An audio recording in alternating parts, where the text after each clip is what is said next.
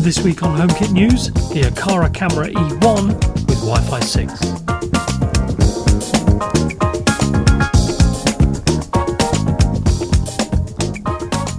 Welcome back everybody.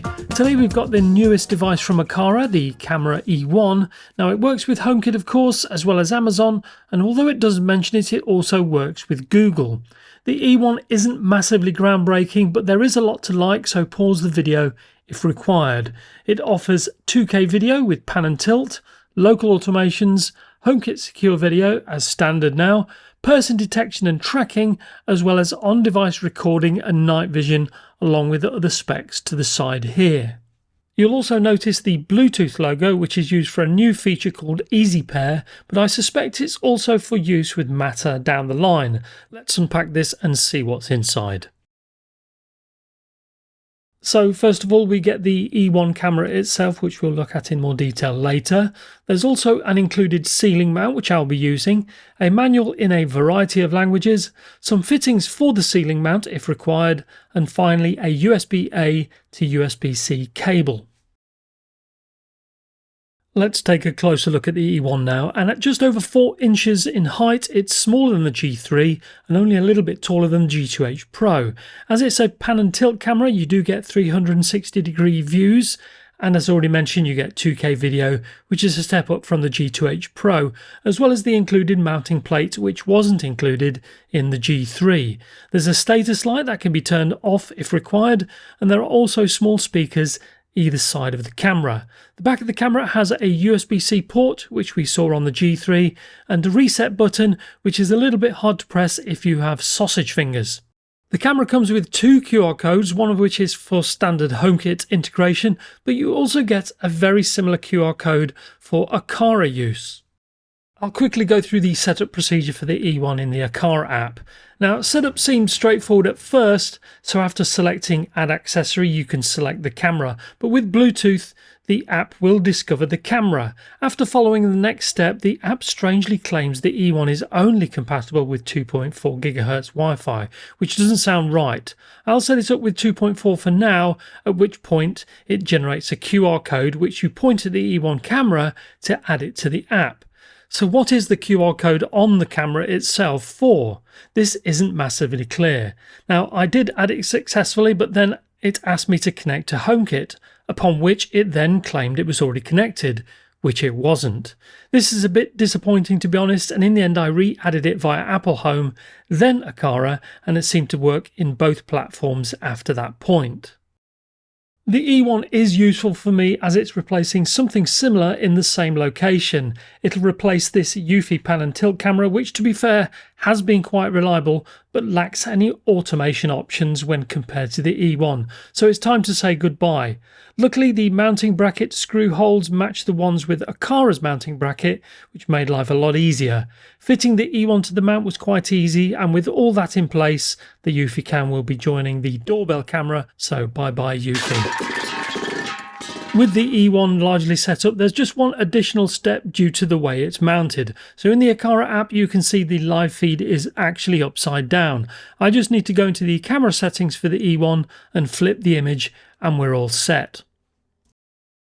As with all Aqara cameras, this has a slot for an SD card, with SD cards up to 512 GB accepted, which should hold a decent amount of footage even at 2K. It's easy enough to install, as you can see here. So let's see the E1 in Apple Home, and as you can see it loads up nice and fast, which is good.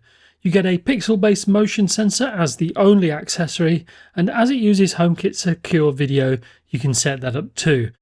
Even though you can create motion zones in Apple Home, as this is designed to pan and tilt, so to speak, zones aren't going to be of much use with this camera, but that's okay.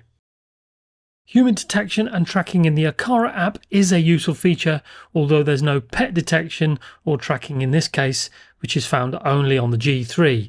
You can turn it on or off from the main live feed screen, so let's see this in action. Just so you know, the red box that you can see on the screen that follows me can be turned off, but if it is on, the red outline will also appear in HomeKit and also be in your recordings. Now it seems to do well, but due to the location, it can easily lose me if I'm too close to the camera, but it does pick me up again when I reappear in shot. Generally speaking, I don't tend to use this on the G3, and so I won't be using it here either, unless there's no one at home, which is rare. Human tracking seems to work just as well in low light or dark situations too, as you can see here, although once again it can lose me in a particular place. The only bug seems to be the option to reset the camera to a specific position 30 seconds after it stops tracking, which didn't work for me at all in my tests.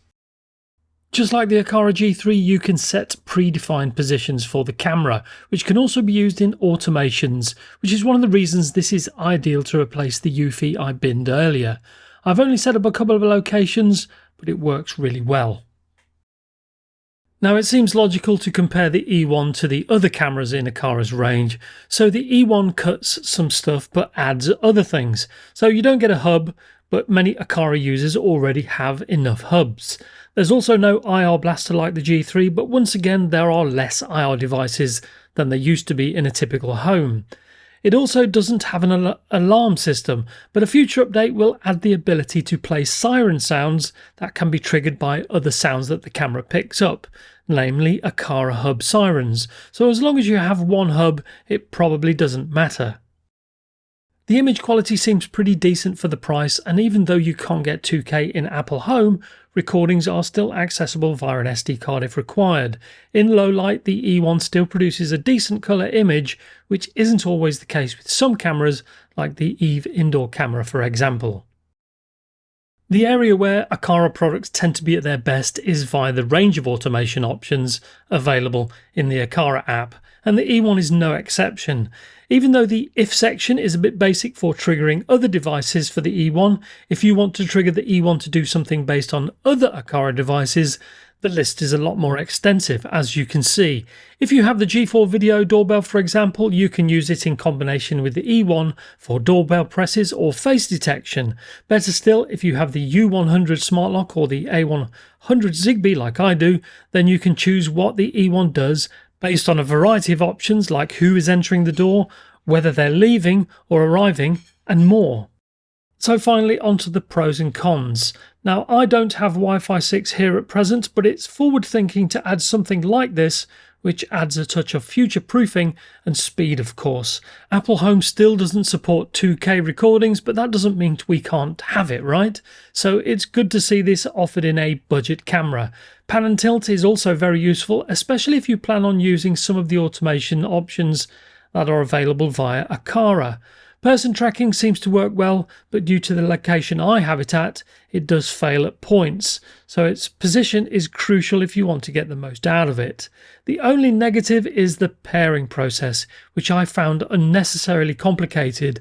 Add to this that the Aqara QR code didn't even seem to come into play, leaving things a bit confusing all round. Aside from that one minor point, this is another decent offering from Aqara, and I'm glad to be able to justify finally getting rid of my UFI pan and tilt camera. So that's our brief take on the Aqara Camera E1. If you're still here, you probably enjoyed this video, so please do like, share and subscribe if you haven't done so already. Until the next time, stay safe, and I'll leave you with this quote from Noel Coward, who said, "I like long walks, especially when they're taken by people who annoy me."